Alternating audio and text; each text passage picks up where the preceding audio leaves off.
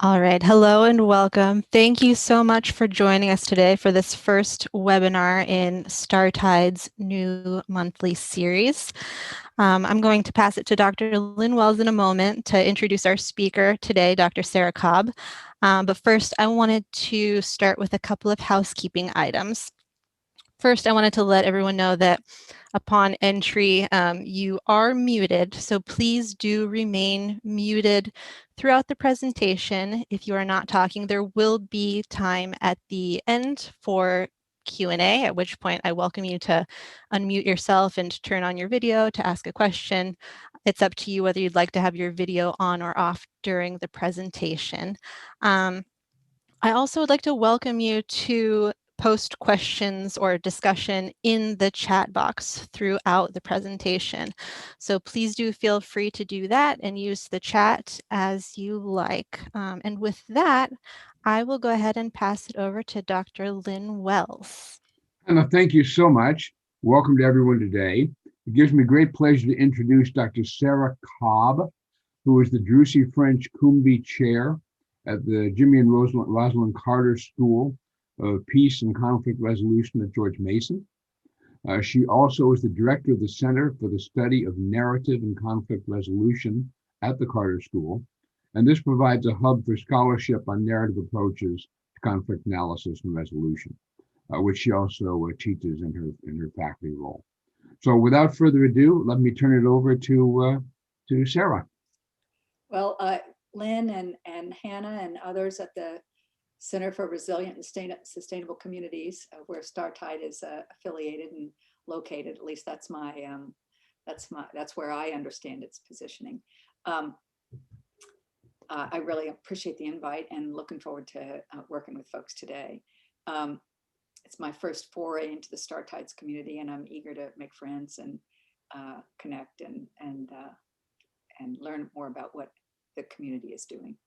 So with that ado, my plan was to just, talk at you for about 30 minutes and then, or less, I hope, and then turn it over to our community and we can have more of a conversation, questions and comments from folks. So we get smart together, right? As you're going to see, it's going to be an important emphasis in what I want to say today. So I'm just sharing my slides here. You can see that, right? Hannah? Oh, there it is. Right. So my talk today is on narrative research. I'm interested in the sort of research methodologies and orientations that help us stand under, or let's say as in English, it's stand under, but it's also the play on the words of understanding, right? Community stories to create social intelligence. This work, this notion of standing under and understanding was a play on words that Heinz von Förster first came up with. He did a series of videos. It's amazing. He was, by the way, the nephew of Wittgenstein. And he did a series of videos called Understanding, and I actually have them. They're in VHS form, but we could probably get them converted if the community was interested in seeing them. And he lays out there the philosophy of language as it's related to action. So it's just, completely brilliant. And he argues that, that we have to stand under stories, or he doesn't really talk about narratives, but he talks about language. We have to stand under language, yet we have to pay attention to meaning if we're going to understand the dynamics of systems properties. And so I'm sort of riffing off him for this presentation today. Now, what do we do? How do we go about understanding meaning? Most of the time, we presume that it's going to draw us into the cognitive domain, the cognitive space, where we have to be inside of the heads of individuals. It operates on the basis of this space operations, operates on the basis of a distinction that Descartes made, but that separates mind from body, right? So we're going to be in the mind, we're not in the body. And this cognitive space is supposed to be the driver of decisions and actions. So if you can just figure out what's going on in this black box, you could sort of regulate or control or have some input into the kinds of things that folks are doing behaviorally, right? And then sort of accompanies sort of a behavioral approach to communication. And then what you do when you try to assess this, trying to understand what's going on in those old gears in that picture, you got to do surveys. You're trying to understand attitudes on the assumption that it's going to drive behavior, right? And if you're going to do change, oftentimes, if you want to interested not just in understanding, but in motivation, intervention, what you try to do is basically end up with marketing, right? Ad campaigns and marketing campaigns to change hearts and minds. So you can see that I'm not a fan of our attention to being drawn into the cognitive space as though it was the location for true understanding or effective intervention. And rather, what makes it problematic is that what makes this cognitive space problematic is it's fundamentally not social. So I wanted to draw today on Dewey's concept of social intelligence. This is John Dewey, just brilliant, father of pragmatism, American pragmatism, which I'm a big fan of. And he says this, so I wanted to sort of set this up, and you can see why the cognitive space is not adequate as a space for trying to understanding or stand under stories. He says this is, basically derived, this kind of intelligence comes out of social interaction. So it has to be a social space where we look. It's where people are coming together and collaborating in the development of knowledge. And those are researchers that are coming together to collaborate about knowledge about stories, but it's also folks, in the Congress, in our communities, in our families, coming together to try to develop knowledge. So he has this very fluid, open-ended idea that we're going to be constantly engaging each other, and that knowledge production is sort of like breathing in and breathing out. It's something that happens every day. In this process of social intelligence, in this sort of engagement process, we challenge our assumptions and our existing knowledge through critical thinking. That's what he aspires that we should do anyway. And we could argue we rarely do that, but let's set that aside for a second. And this is the sort of social intelligence is what we need in order to be able to tackle problems and respond to challenges. And it promotes this adaptation. So we got to come together to figure out what's going on. And then that collective critical thinking, and it's actually, he also calls it critical intelligence, is so cool. It's that intelligence which enables us to do things with other people. So it's fundamentally collaborative and fundamentally social.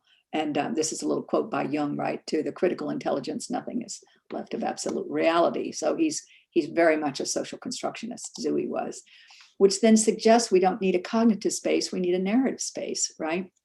Where we're not paying attention to cognition, but to the collective mind.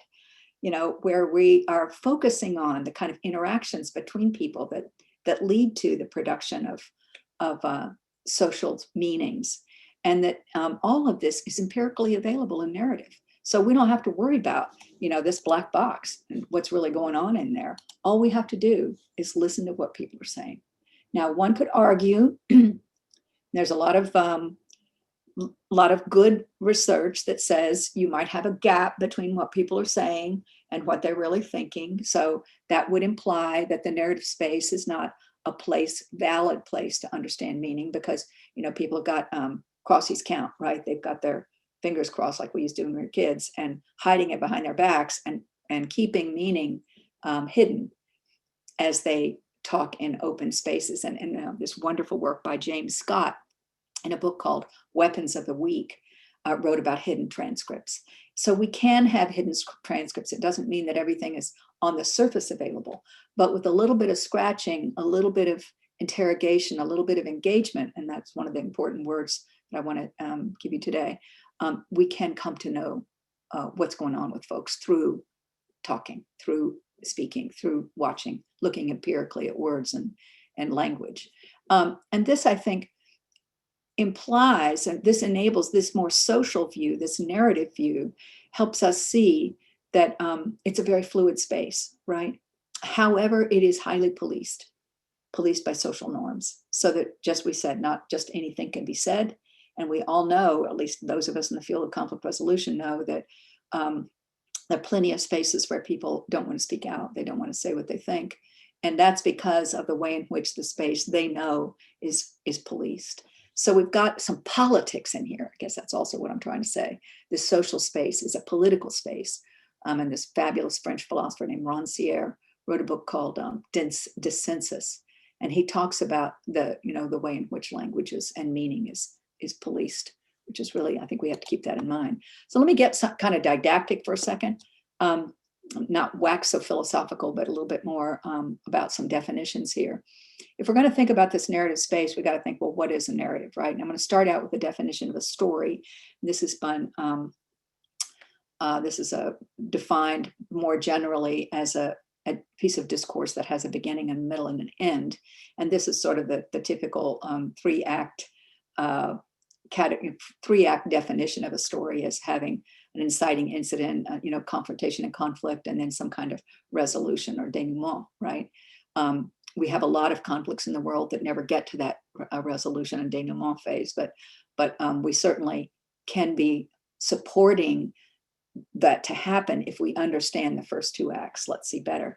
But I think that there's been critique of this definition, and this is again widely accepted and written about by Abbott in an encyclopedia on narrative. I have it cited in the bibliography. I think it's inadequate because it doesn't actually address ethics or morality. And if you listen to the story, I went to this store and bought a gallon of milk and brought it home, put it in the fridge. That has a beginning, a middle, and an end. Very different than my saying, nobody in my house ever goes to the damn grocery but me.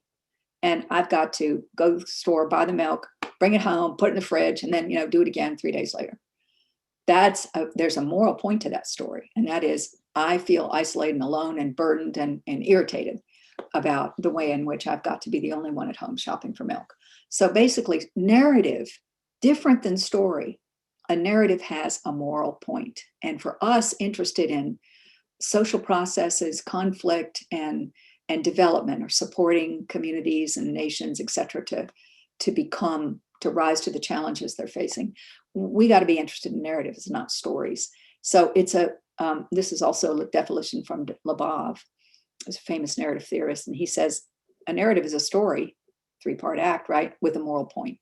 So that's where we're going to be looking. Now, every narrative has a set of component parts. And this is very simplistic, but it helps me to be simple, because otherwise I get into too many factors and aspects and I can't figure out what's going on. Can just take this very simple frame that a narrative has basically three components. It's got plots and characters and themes. And the plot is basically the linear sequence of events as it's hooked together to lead to an outcome.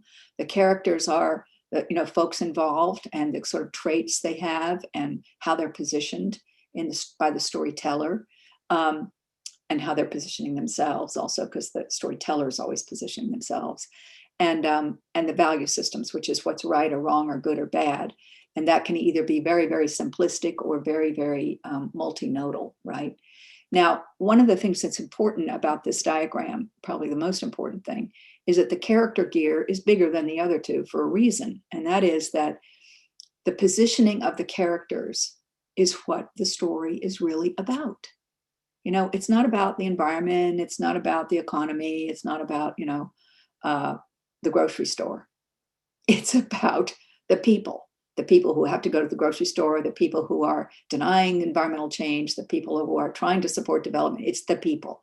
And this has been, Hegel and others, not just Sara Cobb saying this, but this has been, Hegel did a refutation of Aristotle. Aristotle said the most important thing is the plot, the sequence of events and what happens. But Hegel came along after that and said, no way, the story is all about the folks, the people, and the conflict that is circulating around the characters. So from that perspective, you got the characters being the big gear, and the plot and values are simply syncing up and supporting. They're in a supporting role to the character role. And why do I tell you that? Because if you want to do intervention, if you want to understand a narrative, you need to worry less about the plot and the values and worry more about how people are positioning self and other. This is a little diagram. Again, I'm just still talking about narrative structure, just to get us some terms under our belt here. Now, what you see when you look at people talking to each other is something that looks like this. Somebody will tell a main narrative line. That's the bottom line, right? From A, B, C, D, etc. That's sort of that over time, right? Those stories will unfold, the events unfold in the story as it's told over time. But then what folks do is they begin reframing the events. And so the second line, M, F, G, etc., are vignettes or important words or little other events that reframe or contextualize, let's say, the event on the main line. And then somebody else comes along and disagrees with that and says, no, no, no, you got that wrong.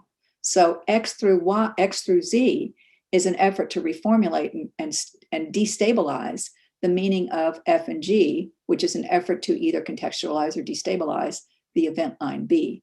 Now, this looks like everybody, from this chart, it looks like everybody's talking about all events all the time. And what you really see in conversations and in conflict is most events are not the topic of consternation or conversation or discussion.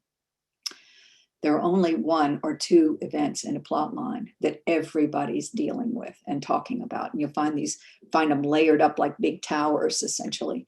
So it's important to look at what are people struggling over, because that is the, the vertical structure will hint at and point to the point on the horizontal narrative that's really important for folks. Now, this is all, sort of structural features of narrative, but we really have to stop and think, okay, what does this tell us about, what can we learn from this? Or what should we be thinking about towards this notion of social intelligence, right? And I would say the biggest, most important, as I was hinting at earlier, the most important phenomena that actually reduces this kind of contestation and conflict is that which affirms people's legitimacy. So I can't underline this enough. I can't make this important enough. This is what drives conflict. This is what drives dissension. This is what reduces collaboration, is people's descriptions of the other as delegitimate and their effort to position themselves positively in that process. And you remember Roger Fisher, and all those, my colleagues at Harvard who wrote about getting to yes, right? What's the first step in negotiation? Separate the people from the problem. And they had some wisdom in that, because if you can talk about the problem without denigrating anybody, you're much further down the road, because this is the most important thing to people, is whether or not they're positioned legitimately and are they seen as good folks. So this social intelligence must be stories. This is what I'm suggesting as what's implied by this these aspects of narrative I've reviewed. The most important thing is to do this sort of positive positioning that enables people to collaborate on shared futures and build some plot sequences together collaboratively. These are the sorts of things that have been happening, and they can build that as a bridge to each other and to these different worlds they live in. But they can't do that, and there's a whole theory called bridging narratives. But you can't build a narrative bridge on any kind of delegitimization of the other. You can't do that. And you can't establish yourself as positive on the basis of other people's delegitimacy. And this, so you can elaborate these plot systems and these value systems, piece of cake, once you have the problem of the way in which people are constructed. So what happens normally, and I've talked about the structure of narratives, and I want to talk about their sort of dynamics now. So you get these, as stories are told and retold, what you see is something that, this is just a Twitter feed, right? Analysis of a Twitter feed. You get these fractures in the social mind, produced in interactions and reproduced, and then they're anchored in social networks and institutions, and you have, the birth of polarization. So we've certainly been living through that in the United States for quite a while now, with a big crisis, obviously on January 6th. So these fractures, are evidence of the appearance of competition, right? And then what happens when this occurs is all of this becomes more simplistic. So rather than multinodal value systems, you get very simplistic value systems. Rather than interesting plot sequences that have different sorts of connections to each other, you can have this linear causality where everything is causally connected. Or you can have a circular causality where everybody is contributing to the nature of the production of the problem, right? And doing the very things that they were trying to solve the problem, but they did things that actually made it worse. That would be a circular causality. But you get instead these very, very simple narratives that are drawn out more like melodrama. And they are extremely difficult to change once they've become that way. So they lead, you start out with an accusation, let's say a negative positioning of the other, which then is followed by justifications, denials, and excuses. We've got good research that those are the three things that people do. People, groups, organizations, institutions, nations do this. There is eventually no listening and no relationship, and then there's withdrawal and silence, and then violence is going to begin. So anytime I see violence appearing, I know that there have been these elements, let's say, in the interactional dynamics of narrative. So I want to start now thinking about, okay, what are we going to do to understand these stories and to try to make sense of them with other people? How do we go about the process of understanding? Well, one of the things we can do is look for the stock stories that are around. And this is a framework concept that came from Leanne Bell in her book, Storytelling for Social Justice. Again, all this is in the bibliography. And she has this idea of a stock story. I thought it was great. Where you have this sort of culturally accepted master narratives, and this picture is just of, sort of the idyllic, simplistic view of what it means to be, in our world today. Everything's kind of rosy, and everybody has a house to live in, and the kids seem happy, and etc. So stock stories are usually they're ways of understanding the world that are inevitably simplistic. And they inevitably carry with them, they have in their DNA, concealed or resistant narratives. Concealed narratives are always carried there. So, and we see some of these, and I want to argue that these stock stories are problematic. They're there and they're problematic precisely because they reduce social intelligence. Because when you have these stock stories reproduced, whether it's a story about, what a woman is and her places in the home, or it's a story about poverty, or it's a story about, the dangerous others in another country or within our own borders, you end up with these simplistic accounts of things that reduce our capacity to engage each other. And of course, the entire collective is diminished as a result of that. So they reduce the social intelligence.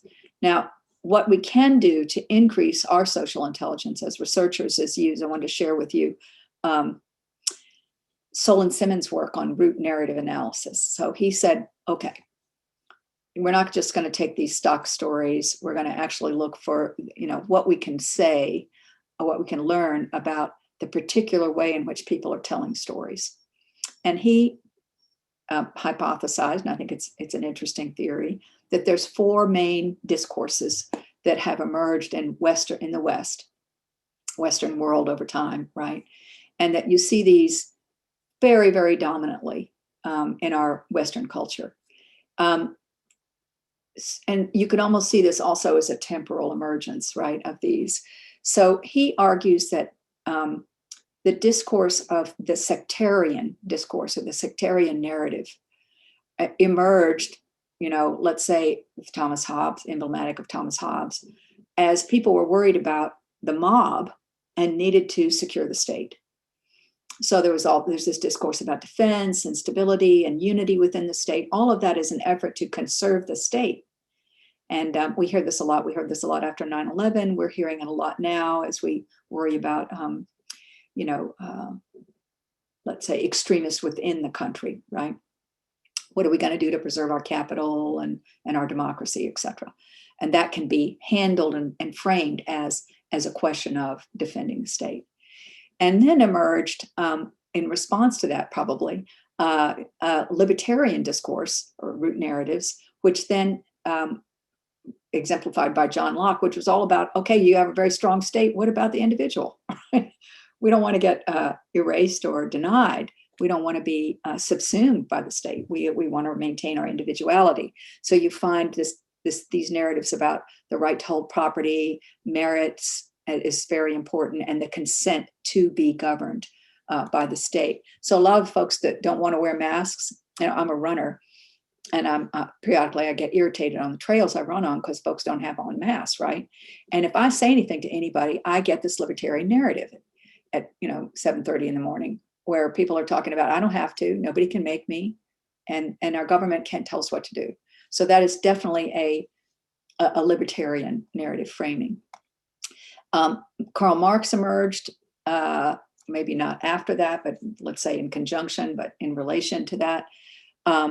And again, Simmons is not arguing that this is a temporal emergence. It's just sort of interesting to think about it that way.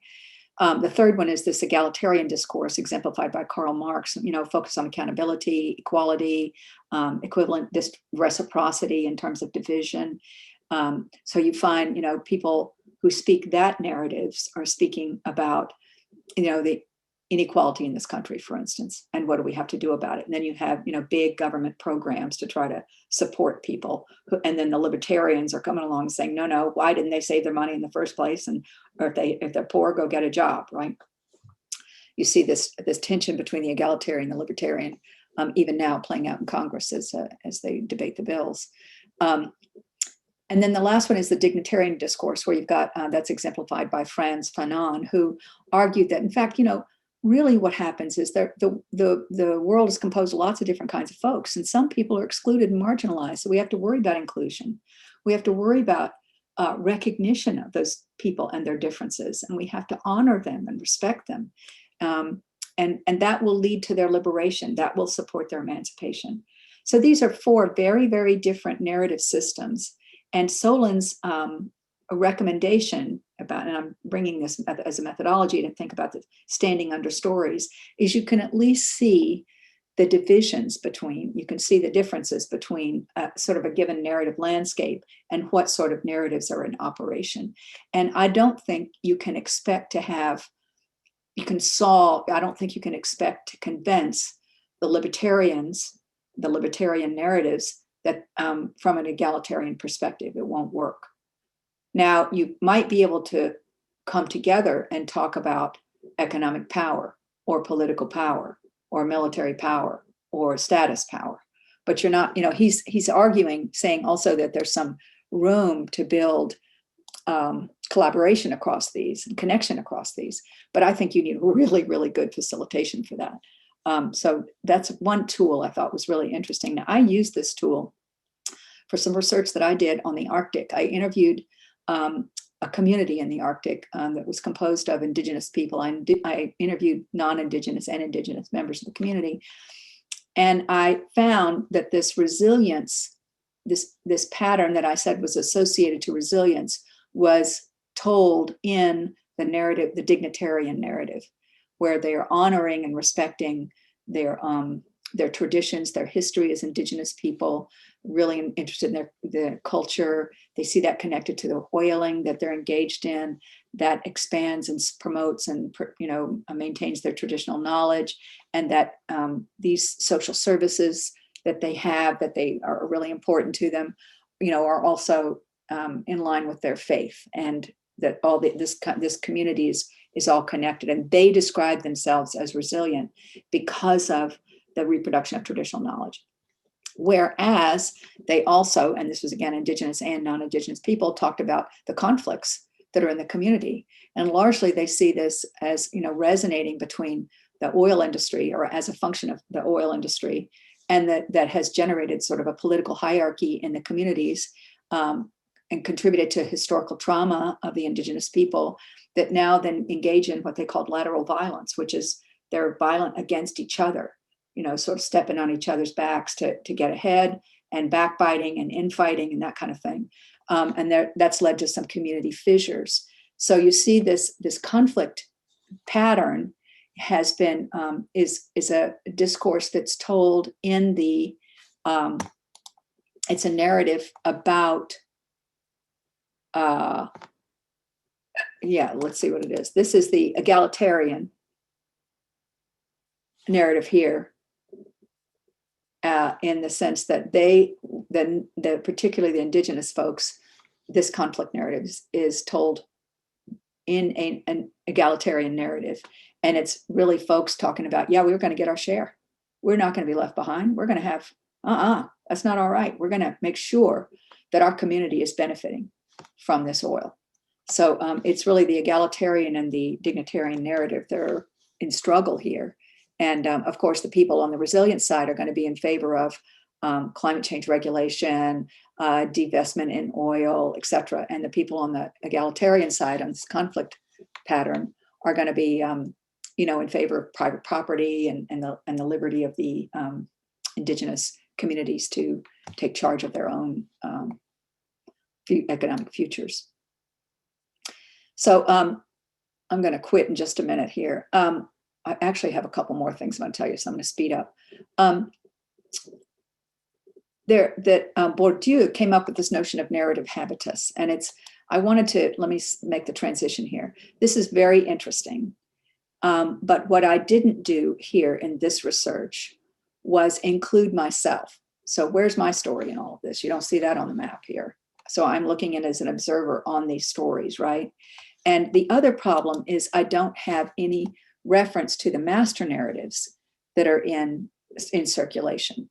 So I thought you might be interested in this notion of narrative habitus from Bourdieu, which says, look, if you're going to do narrative research, you've got to pay attention to personal narratives, how they're linked up and resonating with the master narratives or the stock stories, and then sort of kind of alternative narratives could only be generated, in this triad with the master narratives. So I didn't do any here. I wasn't doing any intervention or community dialogue work. I was only doing personal narratives, and that second stage will more likely, involve this as I'm interested in working with the communities to figure out what it is that they want and how they're going to address some of the challenges of climate change. Another thing I thought you'd be interested in would be Pamina Fairchild's work on everyday indicators. Now, in her case, she's looked at everyday peace indicators, but you can fill in that blank. Could be everyday resilience indicators, everyday development indicators, everyday health indicators, et cetera. And she has a website here, and it's called the Everyday Indicators Project, and this is her book. Her colleague, Roger McGinty, wrote in 2013 a set of a description of the process of everyday indicators, which is involved going into the communities and talking to folks about the nature of the indicators they see as pertinent to whatever you're studying, whether it's resilience, conflict, development, whatever it is, peace. And you basically are crowdsourcing and working in a workshop up in a bottom-up way to develop these indicators with folks. And they do it through focus groups and questionnaires, and they occasionally do some surveys. But the nice thing is they bring all that back to the community. Once they get that data, they bring it back and say, well, here's how we've hooked this together. And here's sort of the hierarchy of indicators that we see you having. Did we get it right? This is more important than that, et cetera. And then they can review and amend and then do it again if they need to. The nice thing is that then these indicators get built into the project or the program as the evaluative framework. So you're no longer evaluating projects independently of the very criteria that the local community has for assessing what it's doing. So I thought you might be interested in this and this I would call a narrative practice and a narrative tool for research. I wanted to speak a little bit about the centrality of, I've been just finished reading Wilkerson's book on caste. It's just fabulous. And she's argued that we live in the United States in a caste system that's basically founded on race. So while this looks wonderful, it's great, it doesn't carry a lot of critique with it. So depending on what the local folks say, and I imagine you can maybe go into a community, let's say, that's predominantly African-American in this country, like here in DC or Alabama and other places, and do a everyday indicator project with them and emerge a set of indicators associated to, for instance, resilience. And you get something interesting. You'll get a lot of interesting things. But will it reveal essentially the politics of those narratives? Are the politics of those stock stories that you're going to get? Are they going to be revealed in the process of the data collection? And I would really argue that Du Bois's work on, he talked about the veil, and when he wrote the book souls of Black folks, and people are doing this kind of code switching all the time, trying to navigate fundamentally, people of color trying to navigate fundamentally a white world. So we've got a lot of good data that shows that there's a politics to narrative, and it's incredibly important, I think, ethically, to try to emerge these codes that people are speaking so that they can have, more, let's say, so that we can create this social intelligence. Because if these stories can stay hidden, there's so much we don't know about our own communities and about our country. So the last couple of things I wanted to give you was basically the last thing. This is a fabulous chart from a guy named Carl Tom, and it discriminates four different quadrants of questions. So if we're going to know, let me go back to this. If we're going to know what's going on with people, and we're going to be interrogating narratives, we got to figure out what kind of questions to ask.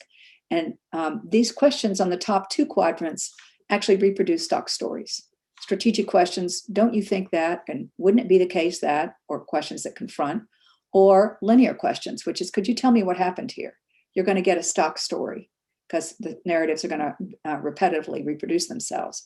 But questions on the lower quadrant, either the reflexive questions or circular questions, explore how people are making sense of things and how they see other people making sense. Circular questions are questions about how a person thinks somebody else. It's like how I think Lynn thinks you all think, right?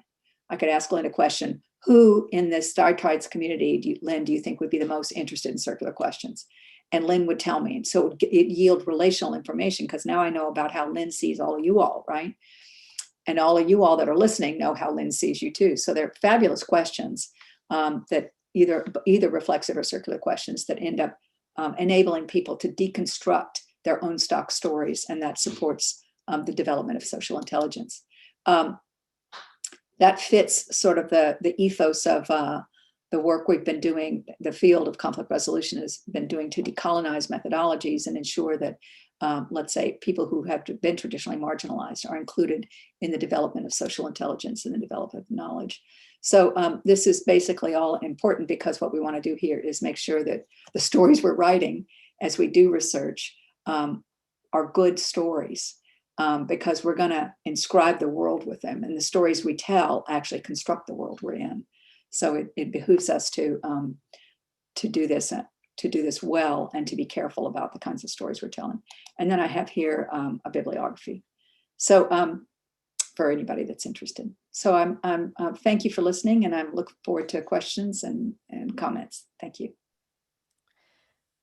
Thank you so much, Sarah. That really was definitely up my alley. I could monopolize the conversation all day, but I'll follow up with you. There are a few great questions in the chat as well. And I'll start with a question from Dana, who asked— Hang on a second. Do you want me to just stop sharing, or do you, what do you want me to do?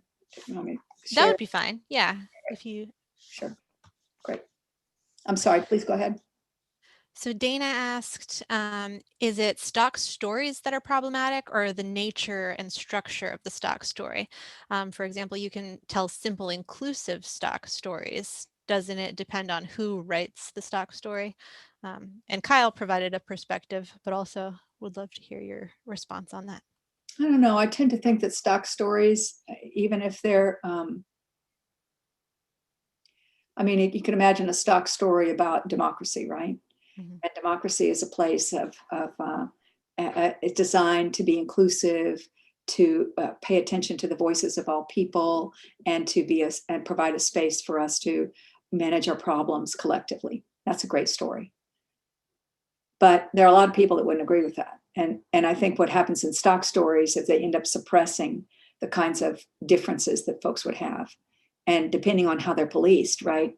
What it takes to come forward with that, with a contestation story or with a resistance story, it's pretty tough to break into those. So I kind of think that stock stories are inevitably pasting over complexity, and what we really need is complexity. We need more complexity. So that would be I think it's a super question, something I never thought about before. And I would also welcome if Dana, you'd like to unmute yourself and Go join for it. the conversation. Do. Yeah, no, Sarah, I think you uncovered the central dynamic, right? Because you can tell I mean, think about this. What's the wonderful stock story of America is it's a bunch of clueless people who didn't know what they were doing, who had just half an idea. Right. And they invented this amazing place where we really try to believe that everyone is equal and everyone should have a voice. Right. So you could, I mean, good comedies are simple stock stories. But then it goes back to power structures and who's telling them and how do we tell them and everything like that, right? And whether the technical structure drives it into conflict and all of that, because when you get into using this stuff, it's in some sense the simplest story always wins because we tend to be cognitively lazy, right? So it's kind of like, how do you tell that simple stock story, right? That wins emotionally, right? That doesn't conflict. Anyway, yeah. Well, I think that one of the problems we have, what we're facing is that, and this is, Sara Cobb, not necessarily narrative theory, but I really believe that we are not just storytellers, we're told by the stories. We are told, and our lives are restricted and diminished by the stories that tell us. Yeah. So I'm always suspicious about, what story is telling me today, right? And what story is telling my organization, because I'd rather get that out of the way and then have us understand things more complexly. And basically, I think there was a journalist that called me, let's see, here's Amanda Riley called me, and she wrote a piece on narrative approaches to journalism and had myself and my colleague, John Winslade, who's a fabulous narrative theorist and researcher. She had us deconstruct a interview that Oprah did. And it was terrible from this perspective of the point you're raising, because all she did was open a door and say, please come in, stock story. And stock stories were like, yeah, this is great. So happy to be here, right? On the Oprah show. Instead of, and then of course a conflict broke out, and that was good TV, but it was a problem because of there was no interrogation of either of those narratives. So because I come at this not just about what story's going to win, I come at this how do we tell stories that are going to open the space for collaboration? That's my question. Okay. It's a different question, but thank you so much. I'm going to follow up, but because I don't want to I don't want to dominate. Yeah. Well, we should probably talk. Go ahead. Thank you so much. So another question from Charles is the master narrative the same as the traditional and faith narratives pertinent to resilience? I think so. That's a good question. In the Arctic, because I think that both of their fallback stories, right? So the community's rapidly changing, tremendous amount of drug and alcohol addiction. The kids leaving in this generation, leaving the community and going elsewhere. Unemployment is really high. People are depressed. And the faith story and the traditional knowledge story are what people fall back on to know, okay, here's who we are. Here's what we know about ourselves. And they're good stories, but they don't necessarily allow oxygen for any of that other stuff to come in the room. So from that perspective, I think they are stock stories. And also there's like traditional knowledge, and then there's, the traditional community has itself a hierarchy, right? So traditional knowledge includes who's on first and what's on second. And it's not everybody's equal. It's not. So, I think traditional knowledge can be like any, it's just a stock story. I think that's I had never thought about that. That's really interesting. Thank you. Thank you. So Lynn asks, are there examples of countries where there is not significant social fracturing, like in Scandinavia? Oh, the questions are coming in, so things are moving. Or perhaps more importantly, where social fracturing has been resolved through truth and reconciliation? Is successful truth and recreation similar to dignitarian? probably there's strands of, where you have successful conflict resolution at a national scale. You've got strands of all four of Solon's narratives, right? All four of them are there. I think Northern Ireland has been touted as a wonderful success story, and probably you can talk to a lot of people who are more aware of the way in which their own story precludes the story of the other, and they know that that's not a good thing to do, and they want to leave space for folks to, connect. And I know there's been a lot of local peace work done there that has changed the culture in a lot of neighborhoods. So I think it's an example of success, plus the violence has predominantly stopped, which is really good. South Africa may be an entirely different story, where we've got a fabulous constitution. It's one of the most advanced constitutions there is in the world, I think. And yet you have still grinding poverty and inequality in South Africa. So the peace that was generated at the fall of apartheid did not yield the returns that everybody anticipated. And we still see a caste system, there that as a breeding ground for conflict, right? I'm working with a group called the Institute for Integrated Transitions in Barcelona on Colombia. And it's so cool because a group of people in Colombia are trying to figure out what to do to promote the peace accord, right? So it didn't pass on a resolution and the country didn't agree to it. It was close, but they didn't. And now they want to try to figure out basically how to convince the country to adopt it. And one of the things that came up as soon as we started working with narrative was their own narrative, right? And the way in which that was blocking the capacity of them to really engage other kinds of folks that thought differently than the community. So I think we're learning cool lessons, but we're not, my problem, I think it was Lynn that asked this question, Lynn, is that a lot of the negotiations that go on at the international and national level are not recorded or certainly not available for analysis, right? So I can't really figure out what the data is. And B, people that are doing these negotiations and in these political positions don't know anything about narrative. So they're not operating, or they have it here, they might know it here, but not intellectually. It's not guiding their practices.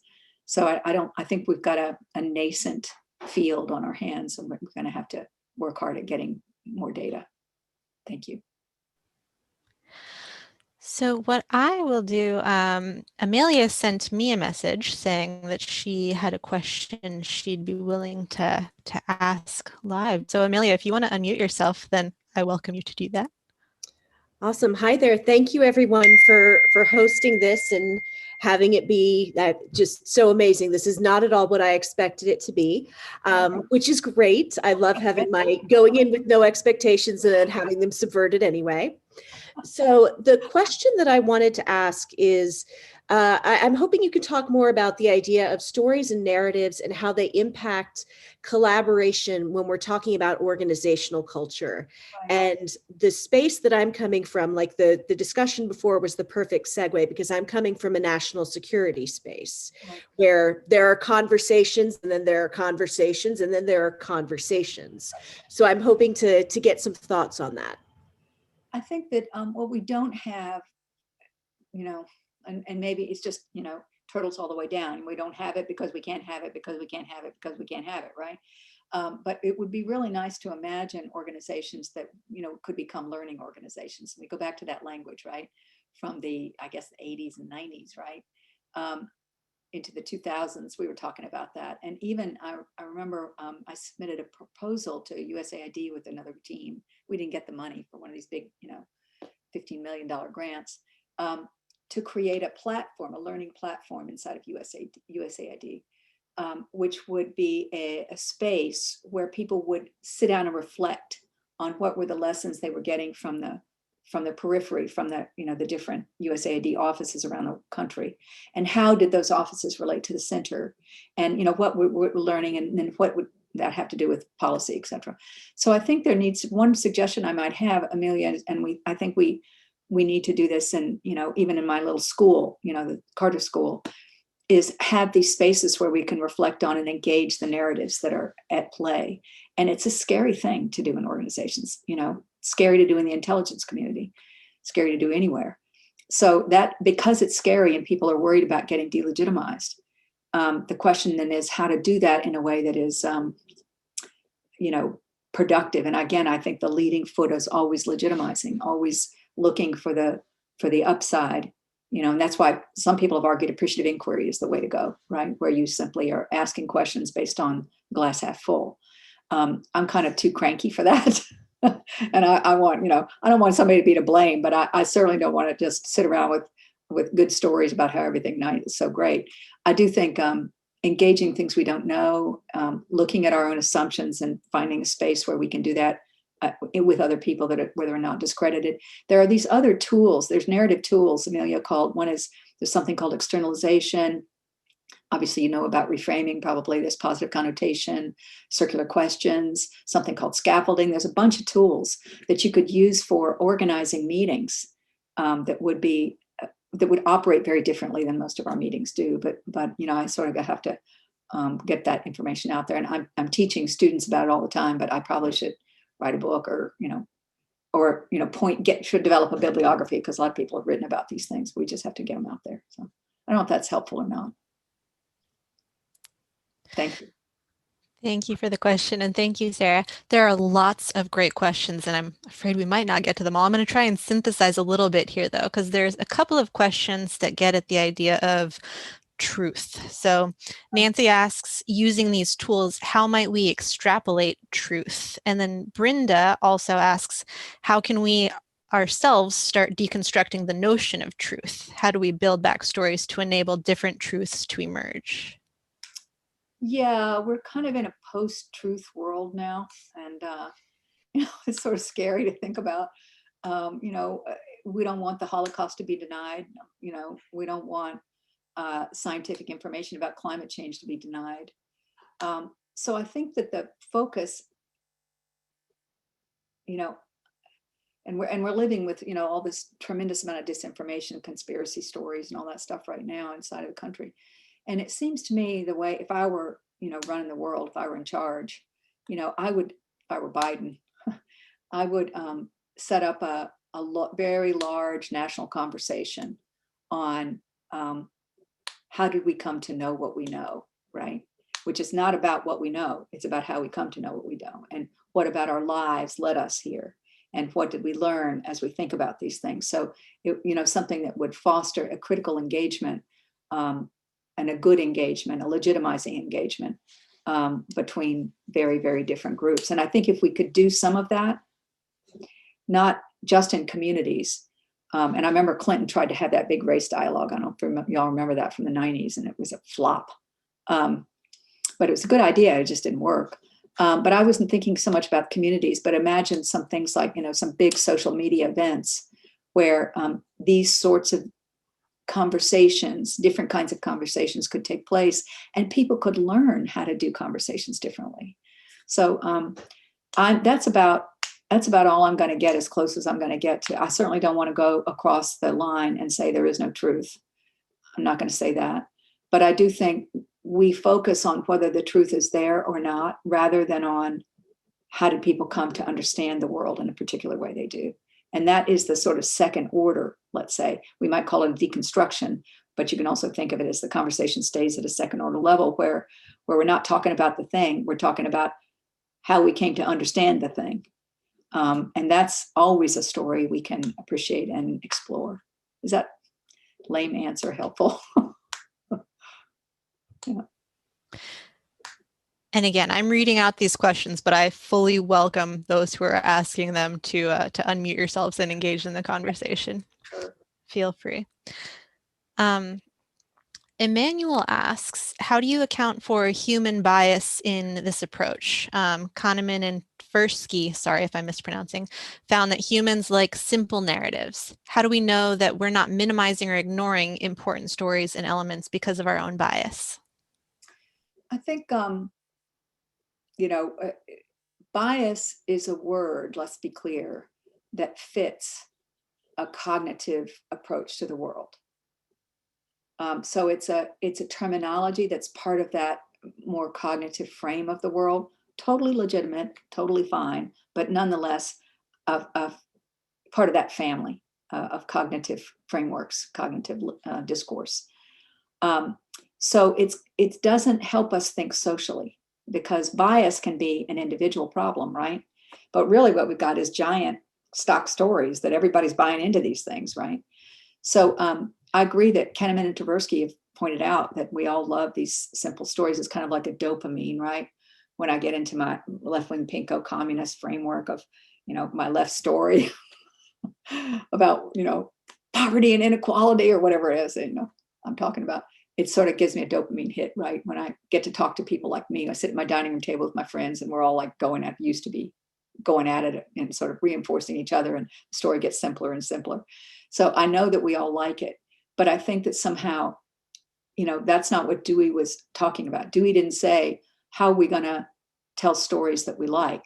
Because we know what's going to happen. We're going to and he talks about generating certainty. All of those stock stories, simplistic stories, generate certainty. And we need to do the opposite, which is uncomfortable.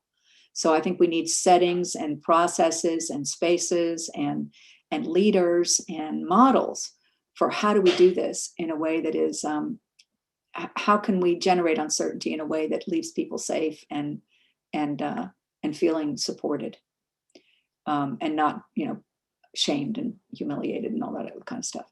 So I'm with you that we're like that, but I'm arguing that, particularly in the intelligence community, if there's any place where we should not be telling simple stories, it's there. And yet I've done a discourse analysis of the Afghanistan policy years ago and found it's just shockingly simple. You peel away all the wherefores, et cetera, and you get down to the basic the architecture of the main storyline, and it's good guy and bad guy. It's scary. So I don't have a solution for how we get to more complex narratives, but I definitely think we need the social spaces to develop them. So thank you for that great question. And I just feel ever more defeated by it as a champion for complex stories, reminding me of Kahneman and Tversky is a sad, it's depressing. Thank you. Well, there are so many great questions here. I think this might have to be close to the last one, but one of the questions that's asked in here is also whether you have contact information that you'd be willing to share if people want to follow up and have conversations, how people can reach you. Sure, yeah. That's not the last question, but that was a side note. And then from Bruce says, I hear you saying that there is a dynamic of the various story types, which undermines the prospects of a society or humanity as a whole. If we view that assertion as a story itself, how might we transform that to a new narrative achieving a breakthrough? Yeah, I think that basically the story that I tell about the world in general, and this story about stories, which is so smart and interesting that you would be pointing to that level of a conversation, super cool, is a tragic narrative. And I basically have a tragedy. It's a tragic narrative all about, folks, we're doing the best we can, and in our own way, stumbling towards trying to address problems and do the right thing, we end up falling over ourselves and falling into pits and can't figure out how to get out. And language doesn't help us, and history doesn't help us, and we don't have a lot of helpers. And we definitely don't have narrative helping us. Narrative is not our helper here. So I feel like my own story, this is a great question you asked, because it really reveals something that's important to me in the last minute or so of this, which is, I think that again, narrative tells us, and if that's the case, it robs us of agency. So the story that I'm telling is actually one of hope, of recapturing our own capacity to tell the stories that were going to work for us, instead of to be told by stories that are going to do the very thing, separate us from the world that we're trying to create together. So, yeah. Well, thank you so much, Sarah. This has been such a good conversation, and there's really a lot of excitement and engagement around it. I appreciate you coming out and leading this discussion. And Lynn, I wonder if you have a few closing words. Yeah, no, again, this will be the first of several. We hope to do something across all of the StarTides platforms, the shelter, water, power, so on and so forth, as well as the key enablers, of which narrative and storytelling today is the first. So we'll keep sharing the invitations and hope you'll be able to join us through the year. leading up to our next capability demo in October. Thank you. Thank you very much, Lynn, and everybody for the invite and for sharing the space. And I've really enjoyed the conversation. Great questions. And I put my email in the chat. I'm happy to hear from anybody. Thank you.